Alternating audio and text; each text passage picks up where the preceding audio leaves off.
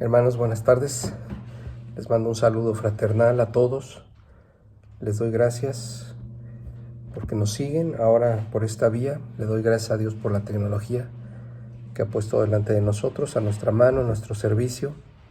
Quiero compartir con ustedes una pequeña meditación que se encuentra en el segundo libro de Crónicas, capítulo 5.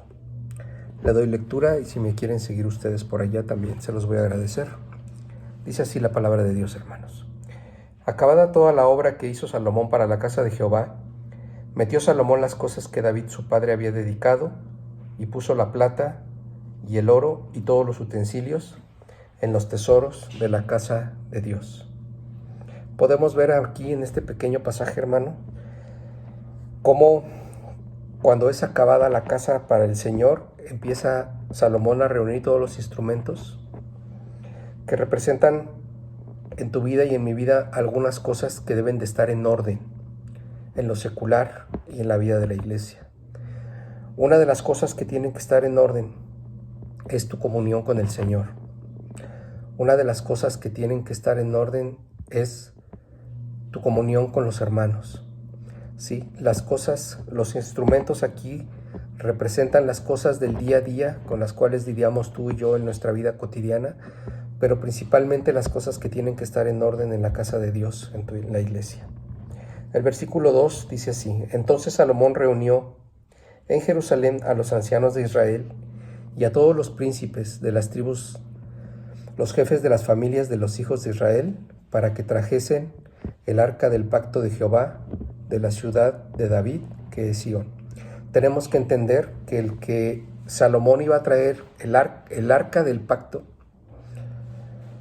representaba aquí, el arca representa a Jesucristo, la presencia de Jesucristo en tu vida y en mi vida.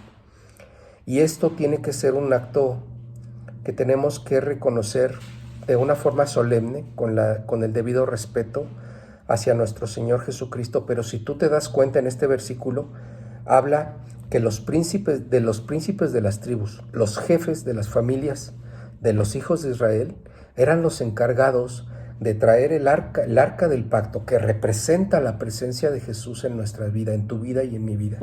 Es decir, hombre, que tú me escuchas, es menester que tú como jefe de familia traigas la presencia de Dios a tu casa. Jesucristo es el mediador del nuevo pacto, pero es tu responsabilidad como cabeza de familia que traigas la presencia de Dios a tu casa, en el lugar donde debe de estar, en tu casa. Dice el 3, y se congregaron con el rey todos los varones de Israel para la fiesta solemne del séptimo mes. Sí, tenemos que entender que aunque estamos en un periodo de gracia y aunque Dios es un Dios bueno, un Dios de misericordia, tenemos que entender que también Él merece todo el honor y toda la solemnidad de cada uno de nosotros. ¿En qué sentido lo digo? Tenemos que dedicarle al Señor un tiempo en el día exclusivamente para el Señor. Está bien si tú cuando te estás bañando oras y vas en el coche y oras, si te levantas y le dices, Señor, gracias por este tiempo, sí, pero escúchame, la relación con el Señor tiene que ser un acto solemne, un acto en donde tú apartes de tu día un tiempo, en donde tú te vayas, te encierres en tu cuarto o te subas a la azotea o en solemnidad busques la presencia del Señor. Tu hombre, te lo digo porque ya lo dije y lo repito otra vez, es obligación de los jefes de la familia, obligación atraer la presencia de Dios a tu vida y a mi vida. Ok, voy a avanzar. El versículo 4 dice: Vinieron pues todos los ancianos de Israel y los levitas tomaron el arca y llevaron el arca, ya les dije que representa aquí en este pasaje la presencia de Dios, de Jesús en tu vida y en mi vida, y el tabernáculo de reunión y todos los utensilios del santuario que estaban en el tabernáculo. Los sacerdotes y los levitas, ¿qué dice? Los llevaron. Y la Biblia dice que tú y yo, hermanos, hemos sido constituidos como sacerdotes de Dios, hemos sido constituidos como sacerdotes del Dios Altísimo. En otras palabras, aquí dice que es tu obligación como sacerdote llevar la presencia del Señor a tu vida, a tu casa, a la vida de tus hijos, a la vida de tu esposa. Y el 6 dice, y el rey Salomón y toda la congregación de Israel que se había reunido con él delante del arca, sacrificaron ovejas y bueyes, que por ser tantos no se pudieron contar ni enumerar. No voy a comentar nada acerca del versículo 6, sino hasta cuando llegue al versículo 3, hermano, pero me lo salto. En el versículo 3 ya podemos ver todos los sacrificios que se levantaban para el arca que estaba delante de ellos, que dice la palabra de Dios que no podían enumerarse. Pero el 7 dice, y los sacerdotes metieron el arca del pacto de Jehová en su lugar, en el santuario de tu casa. Y ¿sabes qué, hermano? Yo quiero decirte algo. Esto que nos está pasando, esta prueba por la que hemos estado pasando, uno de los propósitos fundamentales es que la presencia de nuestro Señor Jesucristo vuelva a entrar y a reinar y a gobernar tu casa. Amén. Una de las cosas que el Señor está buscando por medio de esta prueba para volvernos a meter a nuestra casa, a los padres, que pasamos muchas horas fuera de nuestra casa, fuera de nuestros hijos, lejos de nuestros hijos, sin pasar tiempo con nuestros hijos. Una parte de la prueba es para esto, para que la presencia de Dios, hermano o hermana, vuelva a caer y entrar de nuevo en el lugar donde nunca tuvo que haber salido, tu casa. Dice, los sacerdotes metieron el arca del pacto de Jehová en su lugar, en el santuario de la casa, en el lugar santísimo bajo las alas de los querubines. Esto fue en el antiguo pacto, pero hoy por hoy la presencia del Señor tiene que estar en su templo. Y su templo hoy por hoy es, hermano, hermana, tu corazón y mi corazón. El 8 dice, pues los querubines extendían las alas sobre el lugar del arca y los querubines cubrían por encima así el arca con sus barras, e hicieron salir las barras de modo que se viesen las cabezas de las barras del arca delante del lugar santísimo, mas no se veían desde fuera, y allí están hasta hoy. El 10. En el arca no había más que las 2 tablas que Moisés había puesto en Horeb, con las cuales Jehová había hecho pacto con los hijos de Israel cuando salieron de Egipto. Y dice el 11, pon mucha atención, y cuando los sacerdotes salieron del santuario, entre paréntesis dice, porque todos los sacerdotes que se hallaron habían sido santificados y no guardaban sus turnos. Pero dice aquí el 11, y cuando los sacerdotes salieron del santuario, yo te pregunto, ¿para quién era el santuario? Bueno, el santuario era para guardar el arca, y el arca representaba la presencia de Dios. Es decir, que los sacerdotes tenían que salir para entregarle a Dios lo que le pertenecía. Para que tú y yo podamos entregarle a Dios lo que le pertenece, tú tienes que abandonarte a ti mismo, tú tienes que bajarte de tu trono, tienes que despojarte de un lugar que no te corresponde estar, para que entonces la presencia de Dios venga a reinar a tu corazón y que la presencia de Dios gobierne tu vida de una vez por todas. Amén. Entonces aquí dice que los sacerdotes salieron. Y el 12 dice, y los levitas cantores, todos los de Asaf, los de Emán y los de Jedutún, juntamente con sus hijos y sus hermanos, vestidos de lino fino, estaban con címbalos y salterios y arpas al oriente del altar, y con ellos 120 sacerdotes que tocaban trompetas. Y el 13, cuando sonaban pues las trompetas y cantaban todos a uno para alabar y para dar gracias a Jehová, y a medida que alzaban la voz con trompetas y címbalos y otros instrumentos de música, y alababan a Dios, diciendo, porque Él es bueno, porque su misericordia es para siempre. Entonces la casa se llenó de una nube, la casa de Jehová. Y el 14 dice, y no podían los sacerdotes estar allí para ministrar por causa de la nube, porque la gloria de Jehová había llenado la casa. Pero ¿sabes en qué momento la nube de Jehová llenó la casa? Hasta que los sacerdotes salieron del templo. Hasta que dejamos que Dios tome el control de nuestra vida, es entonces cuando la gloria del Señor va a venir y va a tomar su lugar en tu corazón y en mi corazón.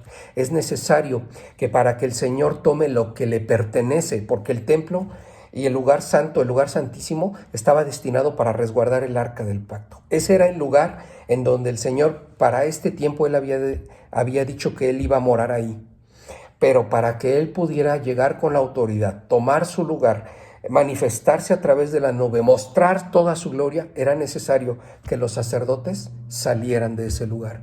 Y eso es lo que yo te quiero decir este día, que es necesario, querido hermano, hermana, que salgamos de ese lugar. Y algo que te dije que no iba a comentar del versículo 6 hasta que llegara el 13, quiero que notes algo. En el versículo 12 y en el versículo 13 habla de que los levitas, los cantores, todos los que estaban allí, empezaron a alabar, a tocar instrumentos, a darle gloria a Dios. Y en ese momento, después del versículo 12 y del versículo 13, entonces vemos en el 14 cómo la nube de Dios o la presencia de Dios descendió. Pero, ojo, desde el versículo 6 podemos ver que desde el versículo 6 Salomón y toda la congregación sacrificaba ovejas y bueyes, dice aquí la palabra que por ser tantos no se podían contar. Pero ¿sabes qué? Voy a decirte algo. La presencia de Dios vino a manifestarse a través de la alabanza y la adoración de su pueblo. Hasta después de que los sacerdotes salieron para dejarle a nuestro Señor Jesucristo tomar su lugar, hasta en ese momento la gloria de Dios pudo ser manifestada.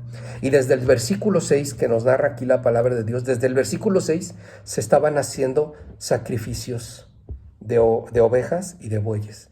Pero sabes que desde el versículo 6 la presencia de Dios no fue manifestada. Fue manifestada la presencia de Dios hasta el versículo 12 y el versículo 13, hasta que el corazón de Dios encontró en ti y en mí la adoración necesaria, la adoración completa, la adoración, un corazón entregado a la voluntad del Señor. Cuando los sacerdotes salen de un lugar donde no les corresponde estar, porque no era el lugar para ellos, sino para que habitara la presencia de Dios, hasta ese momento la gloria de Dios es manifestada. Por eso dice el Salmo 69:31, y agradará a Jehová más que sacrificio de buey o becerro que tiene cuernos y pezuñas. ¿Sí? Y Hebreos 13:15 dice, así que ofrezcamos siempre a Dios por medio de él sacrificio de alabanza, es decir, fruto de labios que confiese su nombre. Para Dios es más importante y agrada más el corazón del Señor la adoración tuya cuando es genuina, la alabanza tuya cuando es genuina, que cualquier sacrificio que hagamos para con el Señor dentro de tu iglesia o fuera de la iglesia. No estoy diciendo que no hagas sacrificio para el Señor. Estoy diciendo que lo que Dios quiere de nosotros y demanda de nosotros es un corazón totalmente entregado a la adoración y a la alabanza del Señor para que la presencia de Dios pueda ser manifestada. Padre, yo te doy gracias por esta pequeña meditación. Espero, Señor, que cualquiera de mis hermanos que le escuchen les sea de bendición. Te pido en el nombre de Jesús que santifiques tu palabra. Dios, que santifiques nuestra relación con nuestro Señor Jesucristo. Pido a tu Espíritu Santo que nos siga guiando en esta etapa de prueba, Señor. Pido a tu Espíritu Santo que nos guarde, Señor, de toda enfermedad, de toda pestilencia. Padre, en el nombre de Jesús bendigo la vida de mis hermanos. Entrego esta pequeña meditación que tú me diste. Padre, yo espero, Señor, que sea glorificado tu nombre, Señor, en medio de tu congregación. Y ahora, Señor, que no estamos juntos, mis hermanos, en cuerpo, Señor, yo te pido que por lo menos siguiéramos o sigamos unidos en el Espíritu, Señor. Pido que tu cuerpo se mantenga unido por todas las coyunturas. Pido que tu Espíritu Santo nos siga fortaleciendo, que nos haga entender, Señor, las cosas en las que hemos fallado. Pido que caiga un temor santo y reverente en la vida de tu iglesia, Señor. Pido que seas tú, Señor, manifestándote a través de tu palabra y que así como este pasaje, Señor, nos revela como el arca que representa la presencia de Jesús en nuestras vidas, tuvo que venir a tomar su lugar, venir acompañado de todos los utensilios santos que representan, Señor, la adoración responsable, la adoración genuina hacia ti, Señor.